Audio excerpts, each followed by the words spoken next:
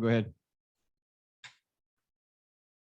Yeah. Hey, Grant, I know you guys aren't in the moral victories, but what did you think about just the performance and being in it till the end today? Yeah. I think there was 120 guys or 70 guys, sorry, that believe they could win the game today. At the end of the day, there wasn't a single guy on our team that didn't think we could win the game. It's heartbreaking. It sucks because we all came here to win. I know, like you said, we're not into moral victories, but at the end of the day, that's a really good ball club. They're really well coached. They got a great offense.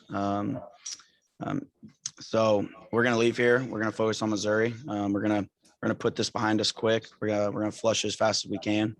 But just know that we're still on a rise in the Arkansas program, and this just shows right there and another example of it. Yeah. And then Bryce Young, what you thought of his game today? Yeah. We're playing another Heisman candidate. I feel like every other week we got somebody who's up for the Heisman we're playing. Bryce is a very good athlete. He's a very good player. You can see how he extended plays throughout the game with his feet. We'd hug up. We'd send an extra guy, and he'd find a way to get out, or he'd find a way to kind of elude a defender and be able to play. But we knew he was really good. He did exactly what we knew he was going to do. He was really good.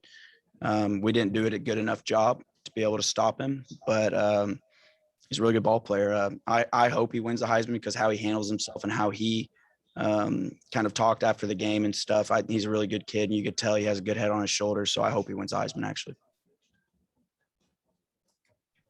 All right, let me know if you got more questions. Bob? Yeah, Grant, just hearing that. So you talked to Young a little bit on the field, and he said something that impressed you, I guess? No, just throughout the game, the way he talked to his players and the way he led them and the way he kind of demanded the offense, like you could tell he's one of a kind player. Like when you listen to other quarterbacks that were in front of him that played, or not in front of him, but played before him, he's similar to that. Like that's exactly, and they were up there for the Heisman too. Like he's got a really good arm on him. Yeah. But the way you can tell he leads that team and the way he demands that offense. So it was fun to be able to play against a good player like that and to be able to do what we did as a defense. And then I don't know how much you get to watch the offense when you're on the sideline, but if you got to watch Burks much, what'd you think of his game and the way he bounced back from LSU? Did he talk much this week about, hey, I'm going to go out there and have a big game, or did you just get a sense he was going to have a big game? No, actually. Traylon Burks is the same guy every single day. The way when y'all see him after a big game or y'all see him after a loss, he's that same guy every single day. He's so hungry for wins.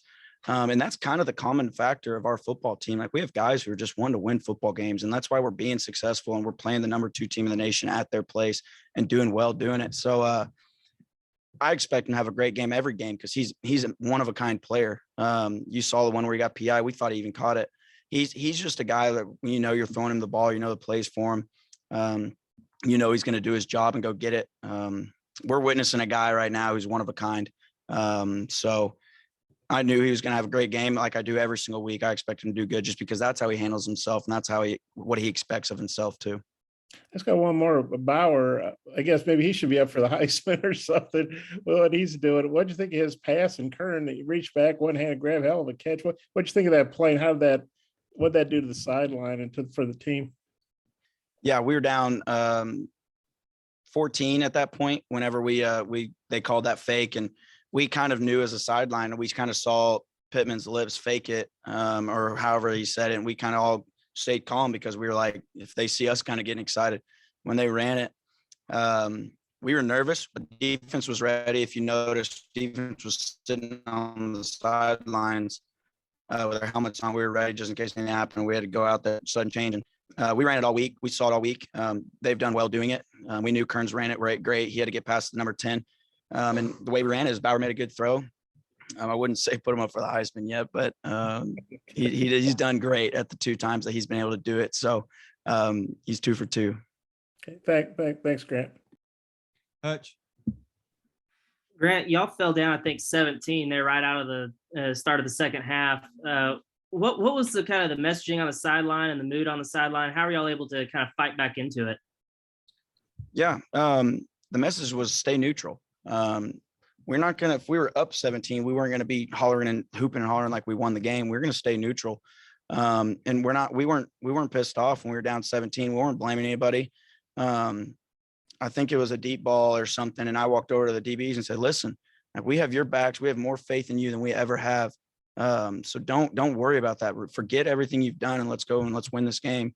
Looked Buster in the eyes at halftime because, he's mad at himself. And I looked at him and I said, listen, you're the best corner on this team. Go act like it. Go play the best game that you have. You have the whole half to play. So we stayed neutral. We stayed, people always say, like, why are the linebackers so, they're always never pissed off and never in a great mood, but we're the guys who just stay neutral and we try to keep the team neutral.